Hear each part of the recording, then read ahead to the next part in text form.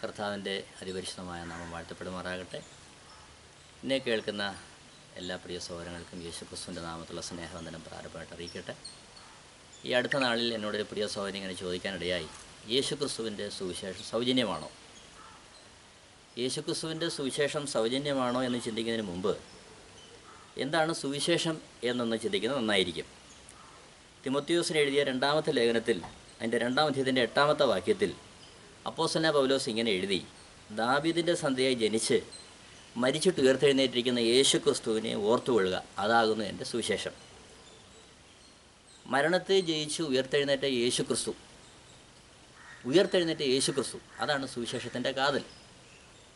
ആ സുവിശേഷം നമുക്ക് നൽകുന്ന സാധ്യത മരണത്തെ ജയിച്ചുള്ള ഒരു ഉയർത്തെഴുന്നേൽപ്പാണ്.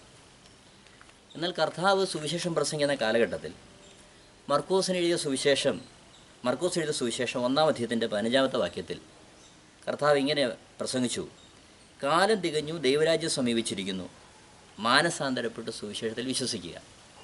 അപ്പോൾ സുവിശേഷത്തിൽ ഒരുവൻ വിശ്വസിക്കണമെങ്കിൽ മാനസാന്തരം ആവശ്യമാണ് എന്ന് കർത്താവ് പറയുന്നു. മാനസാന്തരപ്പെട്ട ഒരുവന് മാത്രമേ സുവിശേഷത്തിൽ നിന്ന് ഉളവാകുന്ന കർത്താവിലുള്ള ഉയർത്തെഴുന്നേൽപ്പും അതിലുള്ള നന്മയും അവന് പ്രാപിക്കാൻ സാധ്യമാകൂ.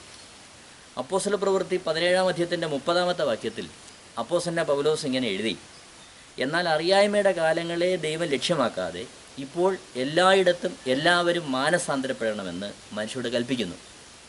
അപ്പോൾ മനുഷ്യകുലത്തിനോടുള്ള ദൈവത്തിൻ്റെ കൽപ്പനയാണ് മാനസാന്തരം.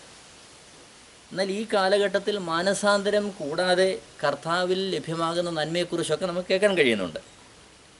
യോഹന്നാൻ എഴുതിയ 2-ാമത്തെ ലേഖനത്തിൻ്റെ 9-ാമത്തെ വാക്യത്തിൽ അതിനെക്കുറിച്ച് ദൈവാത്മാവ് ഇങ്ങനെ രേഖപ്പെടുത്തുന്നുണ്ട്, ക്രിസ്തുവിൻ്റെ ഉപദേശത്തിൽ നിലനിൽക്കാതെ അതിർ കടന്നു പോകുന്ന ഒരുത്തനും ദൈവമില്ല.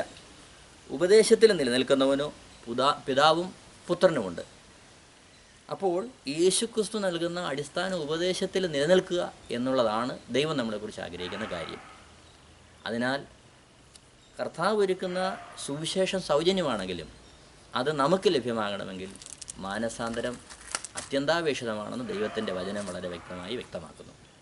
എന്നെ കേൾക്കുന്ന പ്രിയ സഹോദരങ്ങളെ, നാം ജീവിക്കുന്ന ഈ കാലഘട്ടത്തിൽ പലവിധമായ ഉപദേശങ്ങൾ ഉയരുമ്പോഴും ദൈവവചനത്തെ അടിസ്ഥാനപ്പെടുത്തി ചിന്തിക്കുവാനും കർത്താവിൻ്റെ നിർമ്മലതയിലും നിഷ്കളങ്കതയിലും മുതിർന്നു വരുവാനും നാം നമ്മെ തന്നെ ഓരോ നാളും സമർപ്പിക്കേണ്ടത് ആവശ്യമാണ്. ഈ ലഘു സന്ദേശം നിങ്ങൾക്കെല്ലാവർക്കും ഒരനുഗ്രഹമായി തീരട്ടെ എന്ന് പ്രാർത്ഥിക്കുന്നു. നിങ്ങളുടെ പ്രിയ സഹോദരൻ സുനിൽകുമാർ CG. Mobile number 94 47 20 66 80. ദൈവം നിങ്ങളെ ധാരാളമായി അനുഗ്രഹിക്കുമാറാകട്ടെ.